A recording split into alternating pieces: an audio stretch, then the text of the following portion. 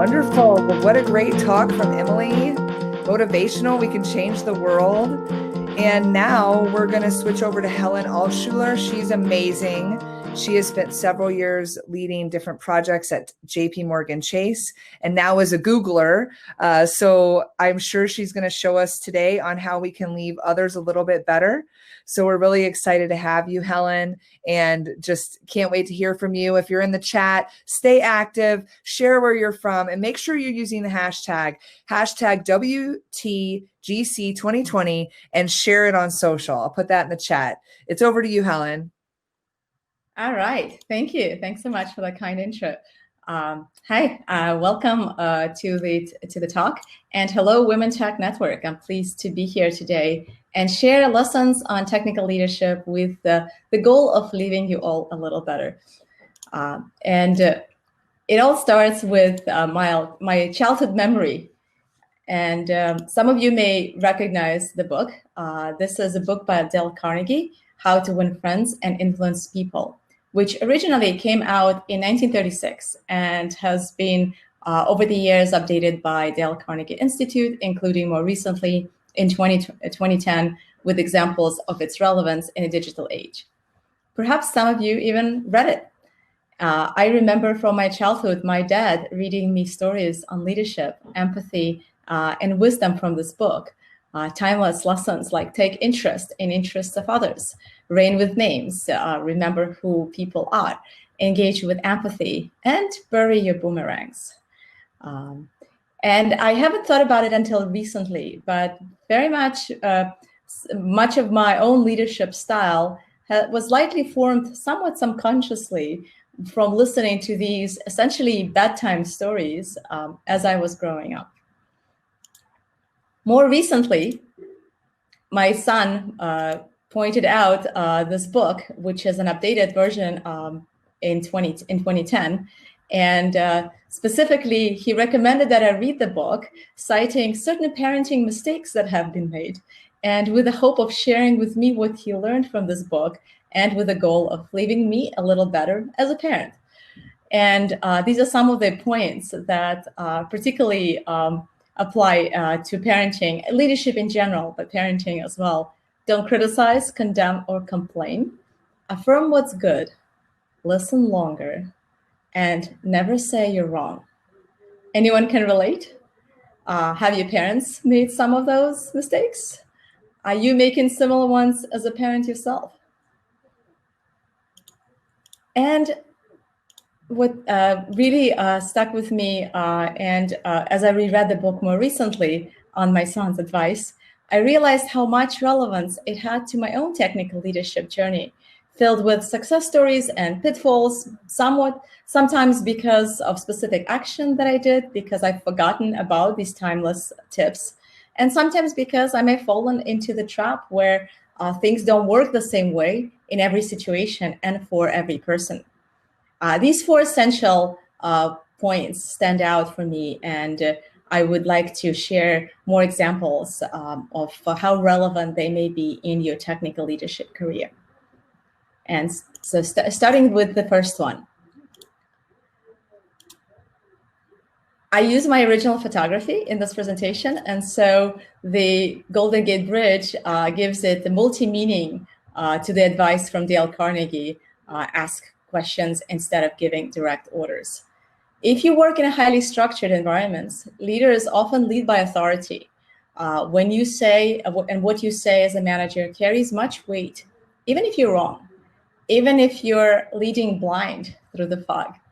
And what helped me make a successful transition from a director at a bank to a CTO at a startup, and ultimately as an engineering manager at Google, is appreciation, or rather an instinct, that as a leader, your role is in getting best ideas from your team and giving a team autonomy in making those decisions, and then supporting those decisions and being their advocate. Google's engineering culture has this principle at its core. It's a secret sauce that helps engineers be productive and happy. And that includes a significant investment in innovation and developer tools, which have been continuously developed over the years. And now Google is open sourcing many of those tools for the community to benefit from. In fact, it's the first time in my career that I heard leadership measuring developer happiness based on quality of the productivity tools that they use, and continuously investing in those tools and making sure that the time spent not doing the work that developers enjoy and are best at, which is code design, making sure that that time is accounted for and better tools and processes are implemented to help. When planning OKRs, which are objective and team results, as an engineering manager, I first solicit ideas from the team. Then I align it with the broader business goals. And as a team, we decide together with our business partners, what are the right initiatives that benefit the business and contribute to the growth of individuals and the team as a whole. And if not for this approach, there wouldn't be Gmail, and there wouldn't be open source projects that everyone uses and loves and that are essential for every software engineer. Projects like Kubernetes, TensorFlow, and Bazel, which are all started by engineers being very passionate at having the autonomy and leadership support to pursue those passions. Google is known as a bottoms-up engineering culture, and of course, it's very hard to maintain on a scale of 100,000 plus organization. So those processes are continuously evaluated.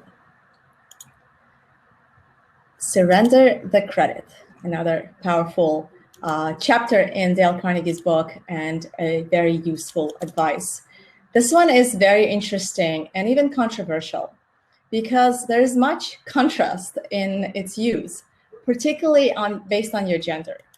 In his book, Dale Carnegie gives examples highlighting leaders and writers who share the credit for their work in order to gain alliances and influence. And also, he gives examples of how fighting for your credit can hurt the relationship in the long run. However, research suggests that women are more likely to be interrupted in meetings and their ideas are taken by their colleagues. A Time article, How Not to Be Mansplained in Meetings, cites research and on these topics and conclusions from Sheryl Sandberg, points such as a result of being interrupted, women hold back. We relinquish credit altogether. Our ideas are co-opted, or they simply fizzle out. We shut down, become less creative, less engaged. We even revert into ourselves, wondering if it's actually our fault. Enter the spiral of self-doubt. A mentee recently, who is an engineering manager, asked me this question: what can she do in the case where her colleague was taking credit for the work that she and her team did? She wrote a 20-page design document, which took her several weeks to do and to communicate. And he wrote a one-pager to the manager directly outlining the approach. She since reached out to both the colleague and the manager and trying to explain that it was her team's idea. But in the end, she felt that relationships on both sides were impacted. Sometimes it's not possible to fix a situation, but you can sure learn a ton. Things like communicating succinct ideas early is key. Increasing the list of people you communicate your ideas to can help others see them and give you credit when the credit is due. And most important, getting more allies of all genders. I found that most empowering in my personal career. And when allies speak on your behalf in meetings where you're not present and give the best credit to you when perhaps you will be less inclined to do so. This approach can help you get recognition even if you surrender the credit and ultimately lead to a better relationship. But it's very important to hold your leaders accountable for being your allies, supporting your career goals, giving you the credit and opportunities.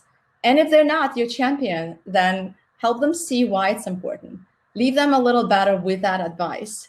And ultimately, decide what's best for you, your career growth. You're in the driver's seat, and how you can influence change for yourself and also for others that follow you. Connect with core desires. This particular advice is something I'm still working on and has certainly been one of the reasons behind some of the failures in my own career. Anyone's heard of concept of cookie licking?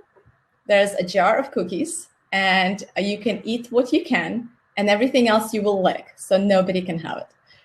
And so that's the cookie licking concept. I find it most frustrating and often catch myself in a defensive mode trying to explain why I would take a cookie that was licked by somebody else. In other words, why my team is the right team for the project instead of the team that has claimed it. In the past, that resulted in several difficult situations where relationships were impacted. A different approach to this is to do more research on why others are signing up for this work. Ask questions that show that you're trying to understand the problem and where they're coming from. Move the conversation from two teams against each other to two teams against a problem, working to find a solution. I recently tried this on a new initiative, and it created a more powerful alliance that helped us partner on future work, even if I didn't get the specific project in a short time. Another way I'm working on this is through untraditional methods, such as improv workshops. And I didn't sign up for it because I'm looking to change into the stand-up comedy career or as a supplemental income, but because it helps build listening skills and communicate ideas based on building on ideas of others. The famous yes and approach. And what really underlines all of my lessons and led to my personal introspection and why I decided to share this with you all is this very, very important point around leaving others a little better. And so after rereading the book, I really wanted to share that with you. And it has completely changed my personal approach to email, and I'm working on applying it more real-time communication. Now, of course, applying this on real-time communication is much harder because you don't get to pause and collect your thoughts and ask yourself questions. This is even more important in our current work-from-home situation, where generally there's a lot of uncertainty, emotions are high, and you cannot connect the same way you used to with your people. And our engineering culture relies heavily on collaboration, influence around your ideas and solutions. When I disagree, in the past, I used to simply state that, and essentially in written communication that can create a negative tone where the other party feels defensive, and that stops the productive conversation right there.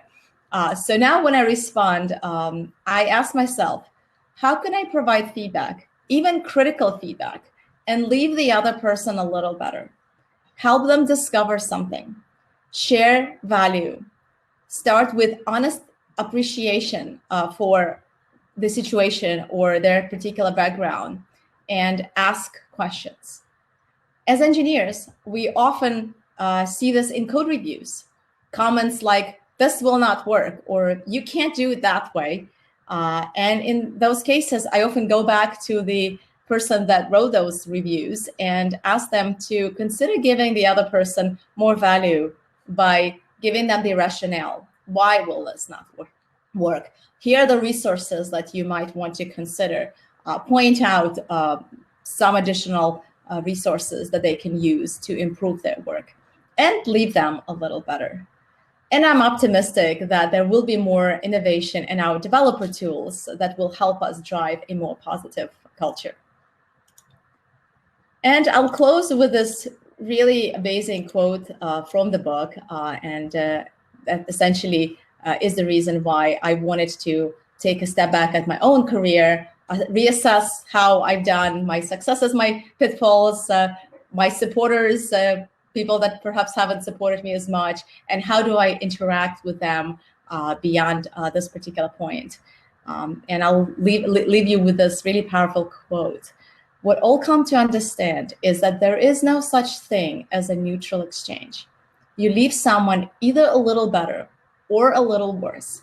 The best among us leave others a little better with every nod, every inflection, every interface. This one idea embodied daily has significant results.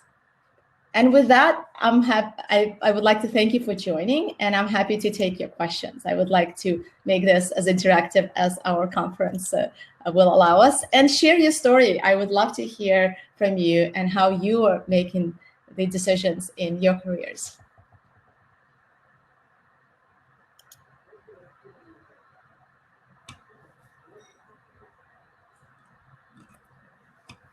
All right, we've got 5 minutes for questions, which is what I was looking for. So let's see how to best address that.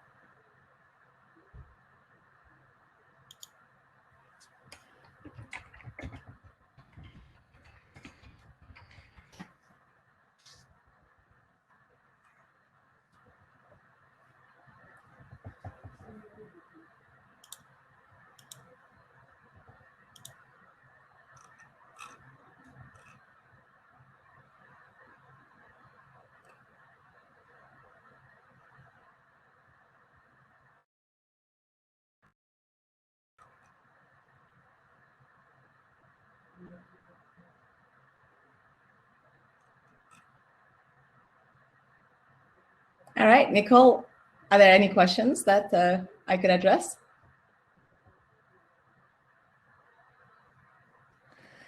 Yes. Hey, Helen. I put in the chat to get some more questions for you. I mean, I put one in on how you deal with failure. You have a lot of wisdom that you gave us in your presentation. So how do you deal with failure? What are your tips there? Sure. Thanks for the question. Yeah, internalizing failure is very common and something arguably women do a lot of as well. It's not something I personally enjoy as well. And when I approach dealing with failure from the learning perspective, it does help. But also, I try to look at. I feel like I successfully handled the failure, if you can say that, when I've had a similar situation afterwards, and I have learned my lesson and I have turned things around.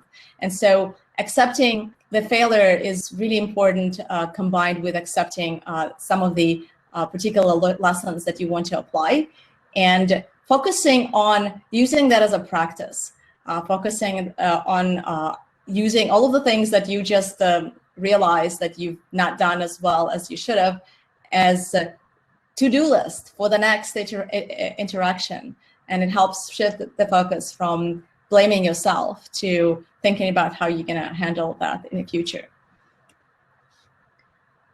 Great, Helen. We had another question around feedback. Why is it so hard for people to take feedback?